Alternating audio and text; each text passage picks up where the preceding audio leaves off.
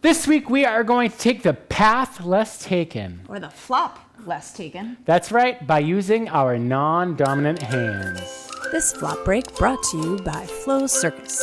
Co-founders Don Daria and Paul Miller have over 20 years of experience providing organizations with tools and trainings they need to promote well-being, strengthen teams, and practice strategies to thrive in the messiness of learning, growth, and change. Sure. All right, so today we are going to pick from the challenge cards. Again, these challenge cards create additional challenges for all the tricks you already know and love. So, Dawn. Are they a challenge? They are challenging. Dawn, pick a card, any card, as long as it's the one we pre-selected. Wait, what? We didn't pre-select it. Okay. Is that why it's turned upside down, different than the others? Today's challenge, we are going to be using both hands. What? The hands card is to do tricks with the left hand, the right hand, or both hands like a paddle. Try tricks between hands as swaps. Wait a minute, hold on, but I'm righty. Yeah, well, sometimes you have to use both hands.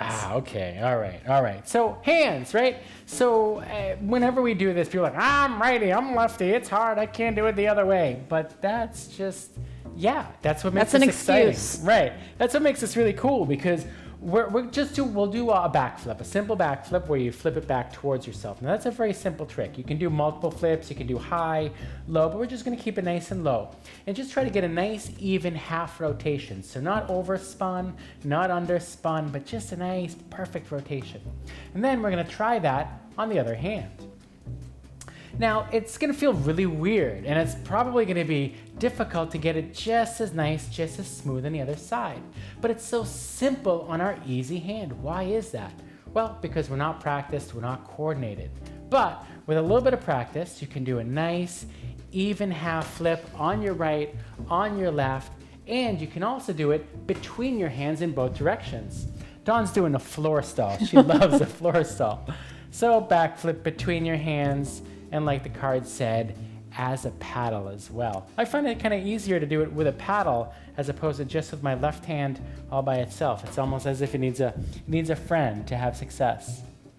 And as with all of the tricks, once you do the back flip, you can try the front flip and then try it on the other hand. A little added excitement on that. Yeah. But you'll find, I found when I was working on, I think it was one day I was working on the moonwalk, and I found I was having a really hard time on my right hand, but then when I tried it with my left hand, I actually had more success. And I think it was just because it was unnatural, but because I was slowing down and paying more attention, just because it was my non-dominant hand, I actually was able to pay more attention and to nuances that I wasn't able to on my right hand. Which brings us actually to today's lesson, which is observe, don't judge. Our philosophy for today is observe, don't judge. And it's really interesting when you're doing it with your non-dominant hand, just the nuances of positioning that you don't even pay attention to when you do it with your non-dominant hand. It's just so natural, it's just so automatic, you don't even pay attention to. When you're doing it with your non-dominant hand, you're just like, oh wait, it's tilted this way. Well, where is it with my dominant hand? It's like, oh, huh. And if you're not judging, if you're not saying, oh, my left hand is so uncoordinated, if you get past that and just pay attention, you observe nuances that if you get rid of that judgment. And again, if you do that in your day-to-day life, get rid of the story, what else can you observe? What else can you learn? You'll be surprised. Yeah. Well, I like that. So your challenge is to try these tricks or anything. Try brushing your teeth. Try using your fork. Wow. Don't stab yourself in the face brushing your teeth. Or using a fork. Yeah, or using a fork. You can always put a cork on the end of your fork. And then you get a cork fork. Yeah. So all the things you take for granted, all the habits you've created, what happens if you just switch out of that habit? What will you observe? Yeah. Well, and here's another challenge. If you have two flop balls, you can try doing the same trick at the same time with both hands. And see if that helps. Ooh. See if making it symmetrical is easier or if it's still just as hard. You might discover something.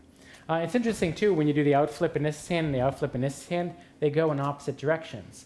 So if you want to get kind of tricky, you can also try to have them flip going so that they're rotating in the same direction in space, but not the same direction relative to your hand. I didn't even try, then I'm dropping. Hey, all right. Ooh, I like that. Yeah, nice. All right, well, this week, explore your non-dominant hand and see what lessons your lesser loved hand has Can to teach share. you. Flop on. Yay, flop.